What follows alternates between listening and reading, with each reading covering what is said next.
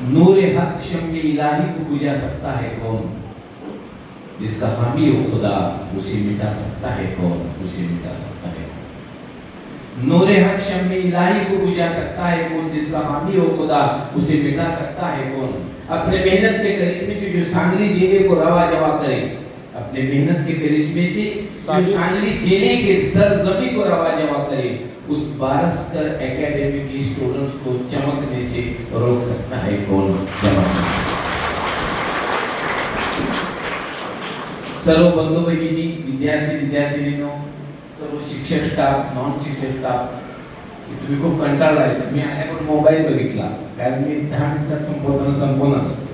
तर कसं असते, पिक्चर सुद्धा आपण बघतो त्यात 1.5 तासानंतर इंटरव्हल असतो, इंटरव्हल का आता सायकोलॉजिकल मानसशास्त्रीय दृष्ट्या कसलंही चांगलं जर स्पीच असलं, वक्ता असला तरी ऑडियन्स म्हणजे श्रोते ते 1.25 तास 1.5 तास त्यानंतर बोर होऊ लागतो, कितीही चांगलं असतं तिथं। म्हणून जर इंट्रोल असतं पिक्चरला काय जरा फ्रेश होऊन पुन्हा बघा, म्हणून तुम्हाला इंट्रोल नाही पण पिक्चर संपवायला होतं। तर ठीक आहे, मागापासून तुम्हाला सगळ्या सरांनी स्टाफनं, राताडे सर, बारस्कर सर आणि कुणी बरंच मार्गदर्शन केलं, ऑलिम्पियड वगैरे। तर मित्रहो, आता त्याच विषयावर मी बोलणं ठीक नाही, तर मी 39 वर्षे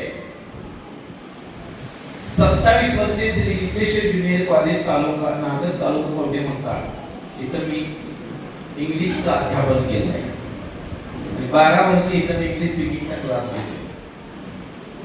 आणि मी जी झाडं लावली 2, म्हणजे माझ्या जी दिशा होती प्रयत्नाची, जगाला सांगतो मी की केल्याने होते ते केलेच पाहिजे। हे मी केल्याने 2 झाडं लावली, माझा सर आणि आदर सर। ती झाडं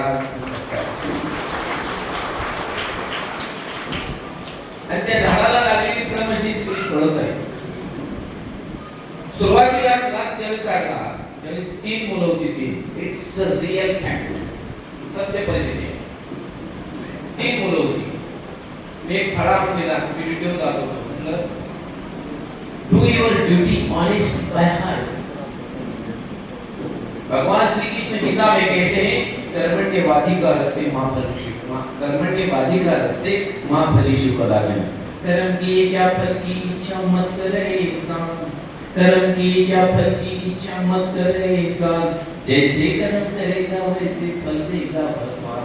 ये गीता का ज्ञान, ये गीता का ज्ञान, जैसे कर्म वैसे फल।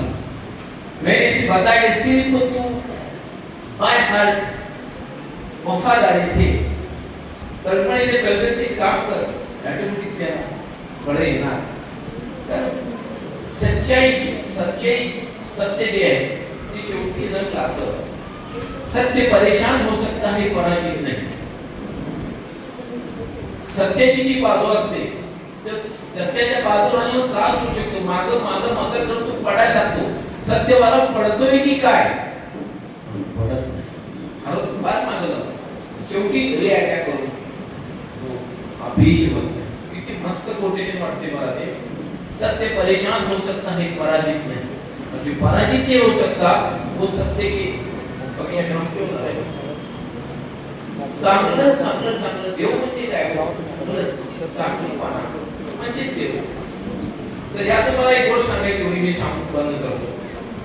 तुमची मुलं आता हे ऑलिम्पियाड करून म्हणजे इंजिनियर होतील, डॉक्टर होतील, वकील होतील, तुम्हाला अभिमान वाटेल का, वाटू नाही, वाटणारच। याच्यापेक्षा काय अपेक्षा असते, त्यांचं लग्न हो, त्यांना मुलं व्हावी, घर गाडी बंगला भौतिक सुख सगळी मिळावी। पण मित्र हो, एक बाजू नजरी घालता कामा नये, तेवढी बाजू 2 मिनिटात सांगतो मी। ती बाजू म्हणजे पीस ऑफ माइंड, मनशांती, मनशांती। आता जो सरांनी मला स्टेज मध्ये प्रयोग केला त्यामुळे आत्मपरिश्वास, माझं जे व्याख्यान असतं त्यात 8 विषय आहेत। गॉड, पहिला विषय गॉड, देव, ईश्वर। मदर, मोहम्मद पैगंबर सल्लल्लाहु अलैहि वसल्लम ने कहा है कि मां के पहले तरी जन्नत है, बाप उसका दरवाजा। आईच्या पायाखाली स्वर्ग आहे, बाप तिचा दरवाजा आहे। There is heaven beneath your mother's feet and father is door of that heaven. तर हे हा भाव यायला पाहिजे. त्यावर एक सांगतो तुम्हाला की M A master of art, मी M A B Ed English master of art मी पुढे म्हणतो नंतर हो, M S C master of science नंतर हो, M C A master of computer application नंतर हो, M Com master of commerce नंतर हो, हे नंतर हो ते नंतर हो. का म्हणतात अगोदर मी सांगतो ते हो, ते काय तर ते एम एम हो. तर ही एम ए कुठली डिग्री आहे? एम एम मास्टर ऑफ माणूस, मास्टर ऑफ माणूस, मास्टर ऑफ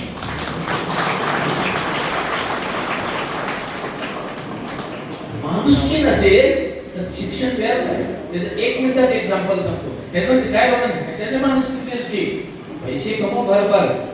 आणि पण ज्यांनी केले, एक शेतकरी होता, त्याला 4 मुलं होती, 2 मिनिटात प्रत्येकाकडे, आणि 4 मुलं होती. त्याचा एक मित्र 20 वर्षांनी त्याला भेटला. किती वर्षांनी? 20 वर्षांनी. आणि ते भेटल्यानंतर म्हणतो काय मित्रा मुलं गेलं मोठी झाली म्हणतात. काय काय झाली? एक डॉक्टर झाला, एक इंजिनियर झाला, एक वकील झाला, आणि चौथं म्हणलं ते पानपट्टी घालून बसले.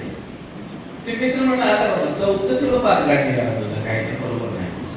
तर तो शेतकरी म्हणला नाही नाही मित्र म्हणलं ते 5 गाठ नाही तेच सांगतो. कसं काय? तेच आम्हाला सांभाळते. त्या पानपट्टीवाल्या मुलाजवळच आम्ही राहतोय. ती तिथं शिक्षण लगून शिक्षण झालं, गेली, लव्ह मॅरेज केलं, विचारत नाही, पाऊस करत नाही.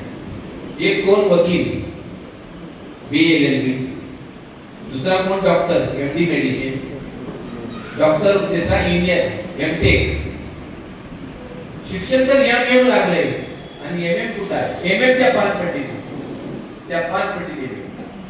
जर मुलं आई सगळं शिकून झाल्यानंतर तर त्यांचं कॅरेक्टर बरोबर नसेल, मास्टर ऑफ माणुसकी नसेल, तर आई वडिलांची कदर नसेल. जिसकी मां नाराज उसका खुदा नाराज, जिसकी मां नाराज उसका खुदा नाराज. अरे पंढरपूरचा विठ्ठल कशासाठी आलाय त्या ठिकाणी? किती हजारो लाखो लोक जातात. मग ते फक्त कोणती आई वडिलांची सेवा करत असतो ना, विठ्ठल तिथं आले प्रत्यक्षात. पाठीमागे 2 पॅरेंट्स उठत आहेत. मॅडम प्लीज बसा, 5 मिनिटात मीटिंग संपते. 5 प्लीज बसा, त्यांना चेअर दे. Please continue. आणि विठ्ठल म्हणाले पुंडलिका अरे मी आलोय तुझ्या दर्शनात, रात दिवस भक्ती करतोय. ते म्हणजे देवा जरा थांबा, मी आई वडिलांची सेवा करते, बाईचे पद आहे आणि आई वडीलची झोप लागली, तुमचं दर्शन घेतो. विठ्ठल म्हणाले अरे पण मी तुझ्या घरी आलोय पाहुणा, मला काय बसायला जग खुर्ची होती. जवळ एक विटेचा तुकडा, बांधकामाची वीट, तो तिने फेकला बाजूला. देवा इथे बसा म्हटला. त्यावर पाय चेपली, आई वडिलांची झोप लागली आणि पाठीमाग बघतो तर विठ्ठल कधीच निघून गेले होते. स्वयंभू मूर्ती होती त्या ठिकाणी. आणि म्हणून ते म्हणतात की विटेवरी उभा पांडुरंग. त्या घटनेचा मेसेज काय? Don't need to come to Pandharpur, यायची काही गरज नाही तिथं.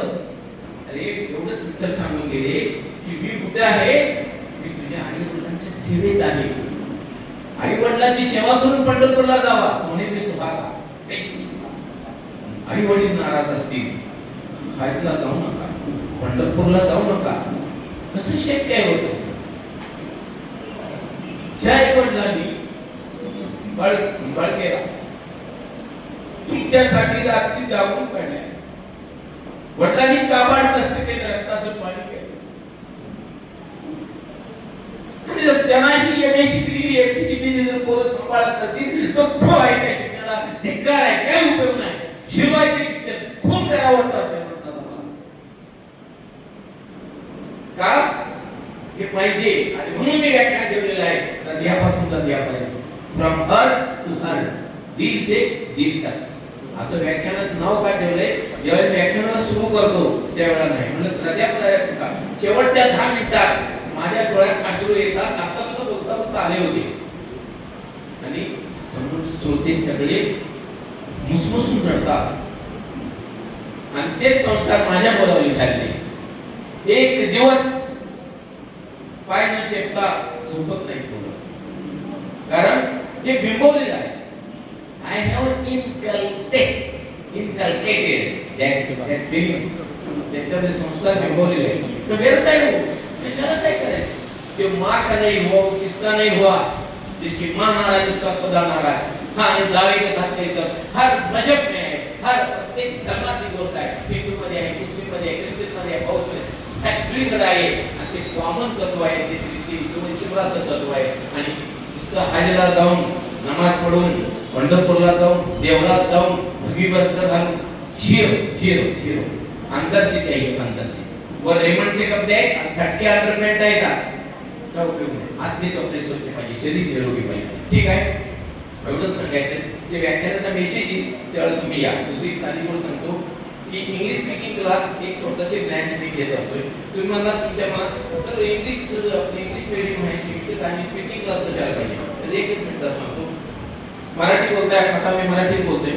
न शिकलेली माणसंही मराठीतच बोलतात, पण त्यांना ग्रॅमॅटिकली माहिती नसते, तिची डेप्थ नसते. एखादी कविता जर असेल तर आज तुला दिलेले देवाने, तुला दिलेले देवान दोन हात दहा बोट, त्याची इवलीशी चोच, त्याचे इवलेसे पाय. तर हे महिनापे चौधरीच्या दोन ओळी कविता. तर ही प्रतिभा जे न शिकता आली होती, सगळ्याला येत नाही. तर हे यासाठी सांगायचं की इंग्लिश हे रफ होतं, रफ. ते दोन आता उदाहरणार्थ आमच्या इंग्लिश मुलं भरपूर इंग्लिश बोलतात. एक वाक्य सांगितलं, तू त्या दिवशी औषध घ्यायचं चुकवायला नको होतं, सांग तू इंग्लिश मध्ये. आता मी सकाळ म्हणून सांगत असेल नाही, आता म्हणजे परीक्षा येत नाही. यातले बऱ्याच लोकांना शिक्षणात येत असेल, पण मला सांगायचं काय, ह्याला डेप्थ लागते, डेप्थ. सहज जे होत असेल, विनिशच मुलगे शक्य असेल तर स्पीकिंग कोर्सला पाठवा. Speaking course, speaking, writing, reading, everything will be taken there. ते घेतलेलं आहे. तर त्यासाठी तो कोर्स आहे, आपण 1 तास असतो आणि ते 10वीच्या अगोदर कोण घेतला तर 10वीला फायदा होतो. 12वीच्या अगोदर घ्या तर 12वीला. थोडक्यात सांगतो आणि तू सांगते फोन नंबर सरांच्याकडे आहे आणि ते ज्यावेळी तुम्हाला मेसेज येईल त्यावेळी स्पीच ऐकायला येईल.